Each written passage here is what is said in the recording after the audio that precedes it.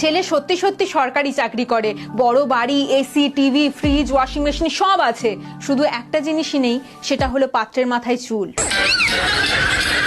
দিদি তুমিই বলো, চুল নিয়ে আমি কি করব? চুল ছিঁড়বো নাকি চুলটা কেজি দরে বিক্রি করে থালা বাটি কিনবো? পাত্রের মাথায় টাক, পাত্রের বয়স বেশি, তাতে কি যায় আসে? সরকারি চাকরি তো করে রে বাবা। দিদি আমি ওই টাকলা কাকুকে বিয়ে করেছি বলে আমার বান্ধবীরা কটাক্ষ করে বলতো, ওই কোচি বয়ফ্রেন্ডকে ছেড়ে শেষে এই টাকলা কাকুকে বিয়ে করলি। দিদি আমিও ছেড়ে কথা বলিনি, আমিও ওদের মুখের উপর বলে দিয়েছি, টাকে চুল নেই তো কি হয়েছে, টাকের ট্যাকিতে টাকা তো আছে। তারপর দিদি নিজের বয়ফ্রেন্ডকে ছেড়ে টাকলা কাকুকে বিয়ে করার ঠিক এক সপ্তাহ পর জানতে পারছি আমার বরকে চাকরি থেকে ছাঁটাই করে দেওয়া হয়েছে। তাও কিসের জন্য? নাকি ঘুষ দিয়ে চাকরিটা পেয়েছিল।